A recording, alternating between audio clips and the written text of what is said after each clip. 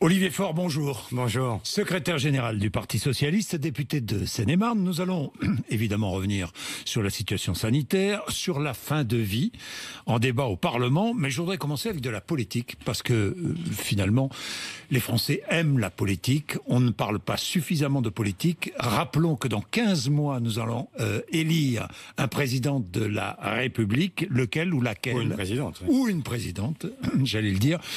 Un mot juste avant. Jean-Christophe Lagarde en garde à vue pour détention d'armes. Vous n'en savez pas plus que moi, j'imagine. Je n'en sais strictement rien, et donc je préfère ne rien dire. Bien. Parlons de la politique. Je regardais plusieurs sondages là qui paraissent pousser de la popularité d'Emmanuel Macron dans le dernier baromètre Ipsos. Il est à 41% d'opinion favorable. Pourquoi, selon vous ? Tout simplement parce que pour l'instant, il apparaît comme le seul repère stable. Quand vous avez une droite qui ne sait pas encore à quel sein se vouer et une gauche qui est encore trop divisée, forcément, dans un moment d'inquiétude, de doute, on se raccroche à celui qui est là et qui fait le job. Donc c'est toute la difficulté. Est-ce qu'il y aura une alternative qui ne sera pas Marine Le Pen ? Est-ce que la gauche sera au rendez-vous ou est-ce qu'elle continuera à se fragmenter comme elle le fait avec une certaine désinvolture ? Parce qu'on ne peut pas dire, Jean-Jacques Bourdin, que la planète, elle a 10 ans devant elle pour arriver à éviter ce réchauffement climatique que tout le monde redoute. On ne peut pas dire qu'Emmanuel Macron, c'est affreux, que Marine Le Pen, c'est impossible. Et en même temps, tout faire pour leur dérouler le tapis rouge. Et donc, la raison pour laquelle je me bats depuis 3 ans maintenant pour le rassemblement de la gauche et des écologistes, que je fais tout aux européennes. J'ai demandé à ce qu'on ait la parité entre les socialistes et les autres. Nous l'avons fait sur notre propre liste. Au municipal, dès le premier tour, alors que personne ne voulait le faire, nous avons été à Bordeaux, à Tours, à Besançon, à Perpignan, bref, dans toutes ces villes, nous avons cherché à dire oui, nous nous mettons dès le premier tour derrière un écologiste pour pouvoir avancer. Et maintenant, pour les régionales, ce que je fais, c'est que moi, je dis que dans les régions dans lesquelles il n'y a pas encore d'offres stabilisées, je souhaite que nous puissions nous mettre d'accord. Nous aurons, sans préalable à discuter avec nos partenaires, nous souhaitons qu'il y ait un équilibre entre les uns et les autres, mais comment pourrait-on expliquer que, en PACA, où il y a une menace directe du RN, eh bien, on a encore des gens qui se regardent, qui jouent à cache-cache. C'est pas possible. Oui, vous appelez, vous lancez un appel ce matin. Je sens que vous êtes un peu crispé sur le sujet, que vous êtes en colère presque. C'est pas crispé, c'est en colère. C'est en colère. Il y a un moment où je me dis, on peut pas. Enfin, il y a le syndrome de Peter Pan, quoi. On peut pas rester des enfants toute notre vie. À un moment, il faut être adulte, responsable. Et quand il y a une menace, quand on dit en plus qu'il y a une menace, qu'on pense que c'est même d'une certaine façon ce que l'on porte collectivement, comment est-ce qu'on fait pour que les choses se passent pas comme on le craint ? Donc vous appelez, vous lancez un appel à l'accord, un appel indispensable, dites-vous, à un accord à gauche, un accord entre socialistes et écologistes, accord au régional. Est-ce qu'il y aura accord dans toutes les régions ? Dans toutes les régions, à l'évidence, non. Il y a des régions dans lesquelles... Regardez les Hauts-de-France, par exemple. Alors, dans les Hauts-de-France, j'espère que nous allons y arriver.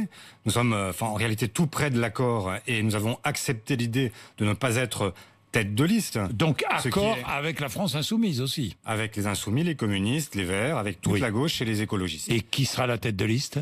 Et a priori, dans la discussion qui a lieu et qui doit être validée maintenant, ça pourrait être une écologiste, ça pourrait être Karima Delli. Mais moi je souhaite que dans le Grand Est, en Normandie, en PACA, on puisse se regrouper. On puisse se retrouver parfois derrière un écologiste, parfois derrière un socialiste, parfois derrière quelqu'un de la société civile qui, je pense en PACA, au printemps marseillais, qui a fait ses preuves et qui a permis de rassembler des gens de différentes sensibilités et de le faire jusqu'à la victoire dans une ville qui n'était pas gagnée d'avance. Donc là, est-ce qu'on pense qu'on doit continuer à procrastiner ou est-ce qu'on avance ? Moi, je veux avancer. Vous voulez avancer, je le sens, vous êtes Olivier Faure, vous vous battez pour ça, pour cette union à gauche. Vous dites c'est indispensable si on veut être éventuellement au second tour. Sinon, c'est fini. C'est râpé, si je puis dire. Marine Le Pen, Emmanuel Macron, c'est joué. Mais même le plus petit de mes fils qui a 6 ans, Jacques Bourdin, et qui apprend à compter, il sait que quand, en fait, on a d'un côté un bloc et de l'autre, on a des divisions, forcément, c'est le bloc qui gagne. C'est quand même pas difficile à comprendre. Donc, on sait très bien que la gauche... on voit bien qu'aujourd'hui, il y a une tripartition de la vie politique. Vous avez une extrême droite autour de 30%, des libéraux autour de 30%, et puis une gauche autour de 30%. Voilà. Donc, le problème, c'est... chaque bloc, est-ce qu'il est divisé ou est-ce qu'il est uni? Le bloc de l'extrême droite, il est en réalité très uni. Il y a Dupont-Aignan, il y a Marine Le Pen, mais enfin, c'est Marine Le Pen qui prend l'essentiel. Donc elle est quasi assurée d'être de second tour.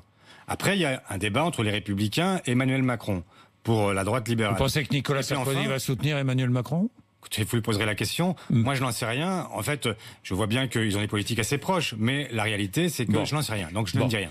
Oui. Et puis après, il y a un bloc de gauche et écologiste qui est aussi autour de 30% et qui pourrait l'emporter. Donc, il faut un candidat unique PS écologiste à la prochaine présidentielle. Bien sûr. Bien sûr. Et j'ajoute un candidat ou une candidate. Exactement. Et j'ajoute même que moi, j'ai toujours dit la même chose. Toujours. Au péril, parfois, de me faire engueuler dans mon propre parti. Oui. J'ai toujours dit, il faut que ce soit, à la fin, le ou la meilleure d'entre nous.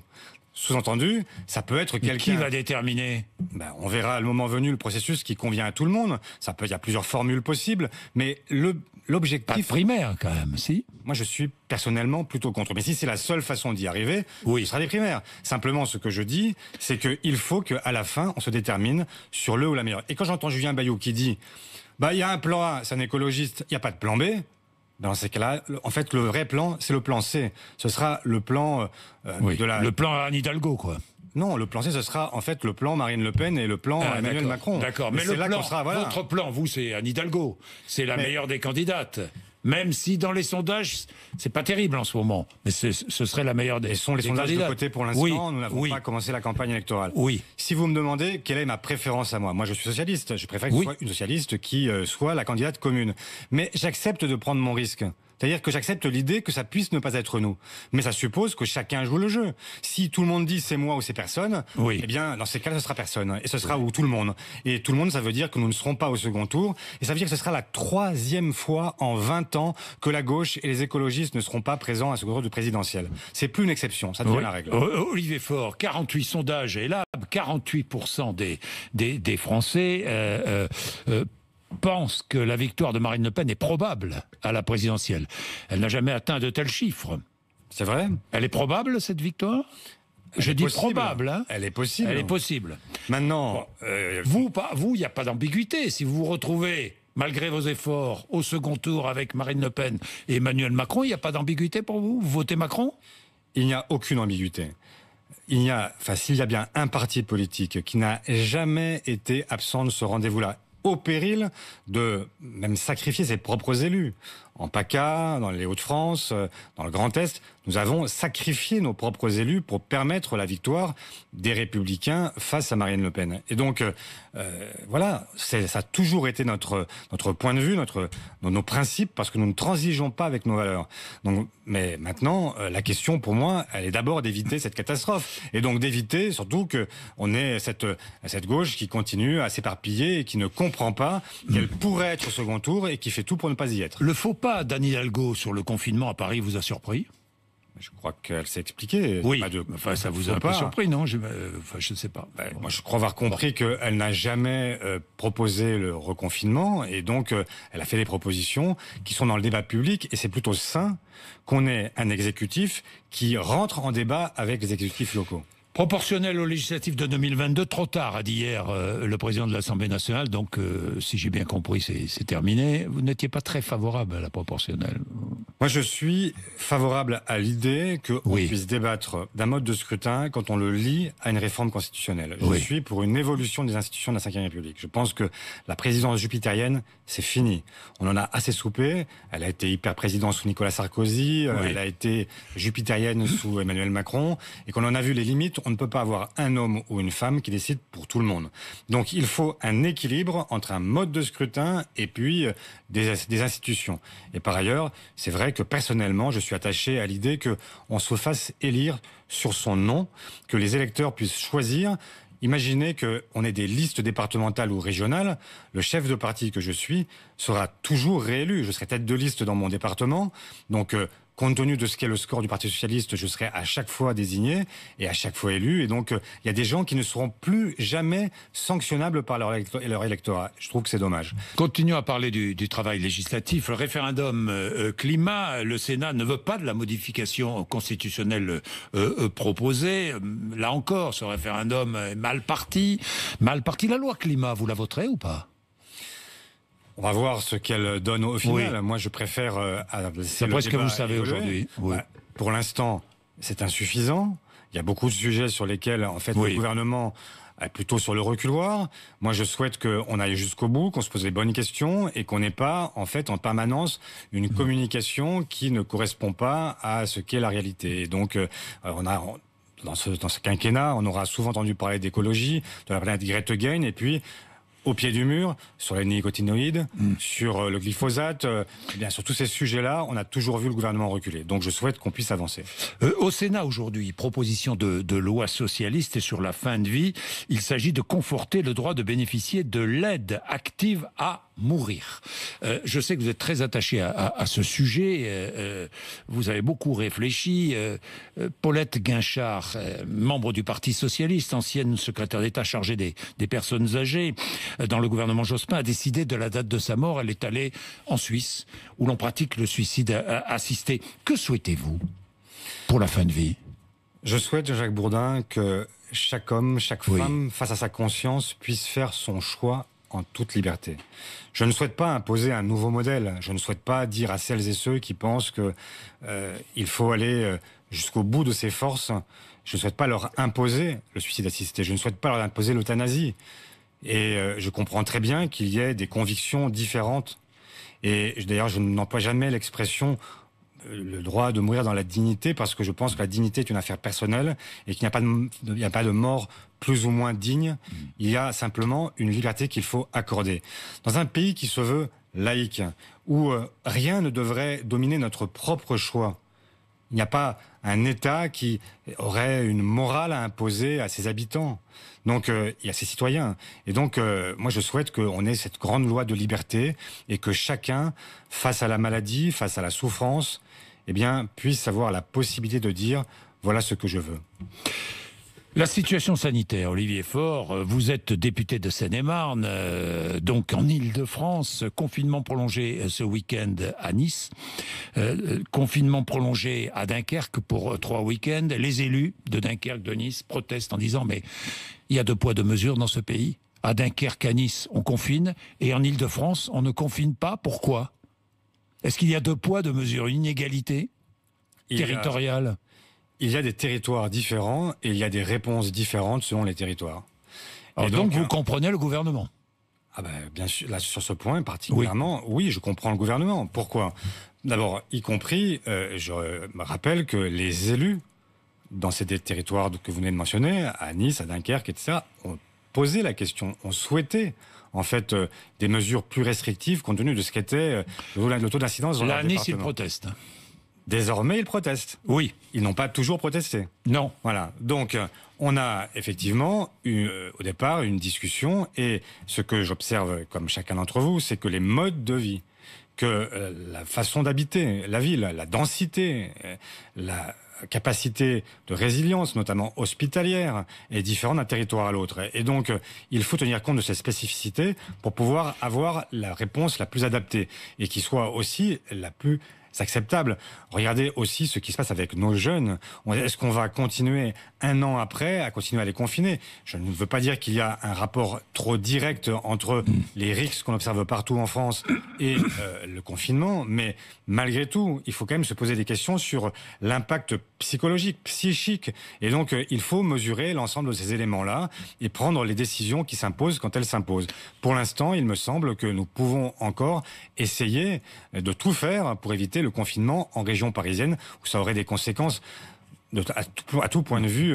Oui, tout faire pour éviter les confinements. Vous avez vu que plusieurs théâtres à Paris, mais aussi en province, à Nantes notamment, sont occupés par des intermittents techniciens ou des intermittents artistes qui demandent la réouverture de ces théâtres. Occupation inutile et dangereuse, dit Roselyne Bachelot.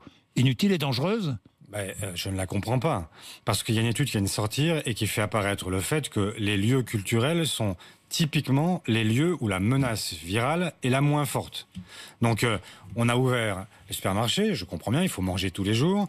On a ouvert les commerçants non alimentaires. Je comprends aussi qu'il faille permettre aux commerçants de faire du chiffre d'affaires pour ne pas couler.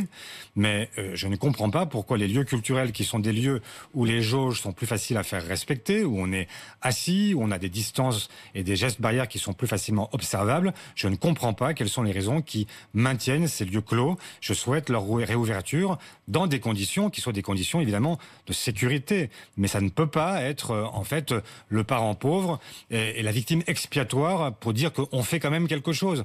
Non, il faut aussi maintenant permettre aux gens de retrouver non pas une vie normale, nous n'avons pas une vie normale, mais de retrouver aussi des loisirs, des plaisirs, de se rouvrir l'esprit. C'est important. Quand je vois l'impact, je viens d'en parler pour les jeunes, mais même pour la population plus âgée, en fait, l'impact psychologique, quand on voit le nombre de consultations, le nombre de gens qui sont dans une forme de mal-être aujourd'hui, il faut en tenir compte aussi. C'est une des conséquences de cette crise Covid. Nous parlions des étudiants il y a un instant à Grenoble. Il y a cette affaire qui a remué malheureusement beaucoup de souvenirs et qui a touché beaucoup d'enseignants. Grenoble, donc, deux profs de Sciences Po, désireux d'ouvrir le débat, sont maintenant exposés à tous les dangers, accusés de fascisme, d'islamophobie par des étudiants syndiqués notamment. Il n'est plus possible d'ouvrir des débats dans les universités. Est-ce que le débat est en train de se scléroser dans les amphis ? Il faut tout faire pour maintenir partout les libertés académiques pour les enseignants et autoriser le débat tout le temps. Je trouve ça scandaleux qu'il y ait parfois des étudiants, des syndicats étudiants qui se permettent d'empêcher une conférence, d'interdire de parole telle ou telle, au prétexte que ce qu'il a à dire ne correspond pas à ce que vous pensez. C'est intolérable. L'université, c'est un lieu de liberté, c'est un lieu de confrontation, c'est par excellence l'endroit de la démocratie, l'endroit où tout est possible, où on peut tout indiquer pour pouvoir évidemment se confronter à d'autres et dans le respect de la loi. On ne peut pas avoir de paroles racistes, antisémites, etc. Mais il n'empêche que, autrement, c'est un lieu de liberté. Et donc, évidemment, à Grenoble comme ailleurs, je défends la liberté pour les enseignants d'ouvrir un débat. Et en l'occurrence, c'était un débat autour de l'islamophobie. Oui. Moi, je suis à la fois contre ce terme d'islamophobie qui ne correspond à rien. Il y a un racisme contre des Français ou des étrangers musulmans, c'est une évidence. Mais l'islamophobie, ça voudrait dire... Vous ne reprenez pas ce terme. Ce terme-là voudrait dire qu'on ne peut plus, y compris contester l'islam, comme on peut contester le judaïsme, ou comme on peut contester le catholicisme, ou le protestantisme, ou le bouddhisme. Ça, c'est possible en France. On peut contester une religion. En revanche, on ne peut pas stigmatiser celles et ceux qui croient, ce qui est différent. Et donc, moi, je souhaite qu'on ne puisse pas parler d'islamophobie, pas plus qu'on ne parle d'islamo-gauchisme, qui est un terme très générique et qui, là aussi, est une condamnation contre la libre pensée. Manuel Valls dit que l'islamo-gauchisme, c'est une alliance entre une partie de la gauche et l'islam politique. Non mais, ce que Manuel Valls se dit... Oui. Très bien, il le dit. Moi, ce que je vous dis, c'est que c'est un concept qui est extrêmement flou, qu'il donne le sentiment qu'il y aurait une complicité objective même active, entre une part de la gauche et le terrorisme. Mais franchement, cette accusation est monstrueuse. Il y a des gens qui sont, bien sûr, à gauche, vous avez des gens qui ont considéré que le musulman... L'islam politique, peut-être pas le terrorisme, n'allons pas jusque-là, mais peut-être... L'islam politique, c'est le premier pas. On sait très bien que le glissement est rapide entre l'islam politique et le terrorisme. Et qu'il y a un sous-entendu qui est énorme. Et donc, moi, je ne veux pas laisser penser qu'il y a des gens qui sont aujourd'hui... Enfin, c'est parce que vous êtes un décolonial, et je ne suis pas un décolonial au sens où on l'entend dans les recherches décoloniales, mais on va pas non plus commencer à empêcher le débat au prétexte que ce serait le glissement vers le terrorisme. Il y a quelque chose qui ne colle pas. Il faut maintenir, je l'ai dit, Jacques Bourdin, les libertés académiques pour tout le monde. Il faut défendre aussi bien les uns et les autres la liberté de penser, la liberté d'exprimer, la liberté, dans les limites de la loi, de dire son opinion. Elle doit être un impératif dans une démocratie. J'ai une dernière question sur ce qui se passe à Lyon. C'est une première en France, puisque la ville de Lyon veut un budget genré. Il s'agira, pour le sport, la culture, de regarder, je ne sais pas moi, combien d'hommes et de femmes visitent une expo, qui fréquente, s'il y a plus d'hommes ou de femmes qui fréquentent un stade ou dans les jardins publics. Qu'en pensez-vous ? C'est une bonne idée? Je pense que la question du genre est une question qu'on ne peut pas évacuer. Oui. Et même s'agissant du projet des socialistes pour l'élection présidentielle, on va mettre en place ce qu'on appelle un gender editor, alors ce que vous connaissez peut-être dans la presse davantage que dans les partis politiques, c'est-à-dire que on se pose la question de ce que sera l'impact sur la population masculine, la population féminine. Est-ce que ça va avoir un impact positif ou négatif? Un exemple, on fait une réforme des retraites. Est-ce que cette réforme des retraites qu'on pense de manière universelle, est-ce qu'elle va avoir un impact en réalité différent sur les hommes et sur les femmes? Et donc tout faire pour que à chaque mesure que nous prenons, à chaque fois on pense aux femmes. Parce que souvent on n'a pas pensé aux femmes. On a dit on prend une mesure, elle est pour tout le monde. Et la réalité c'est que c'est une mesure qui est prise pour les hommes et qu'elle favorise les hommes au détriment des femmes. Dans une humanité qui compte pour moitié de femmes, il faut aujourd'hui enfin qu'on ouvre les yeux et qu'on fasse, qu'on observe, qu'on regarde les choses. Que chaque décision soit placée. C'est la raison pour laquelle je me bats, le signe de l'égalité, par exemple, pour qu'il y ait un congé paternité de 9 semaines obligatoire. Pourquoi? Parce que je souhaite que les hommes puissent prendre leur part à la naissance de l'enfant, pour s'occuper de l'enfant, pour s'occuper de la mère aussi, parce que il y a des sujets qui sont restés tabous dans la société française. On ne parle pas. Enfin, une femme qui vient d'accoucher, ça n'est pas une femme en pleine forme, ça n'est pas une femme qui respire la santé, c'est une femme qui vient d'accoucher souvent dans la douleur, qui a souvent des conséquences physiologiques qui sont importantes, qui peut éventuellement connaître la dépression, et donc ça suppose qu'elle soit accompagnée. Voilà. Merci Olivier Faure d'être venu nous voir ce matin sur RMC BFM TV.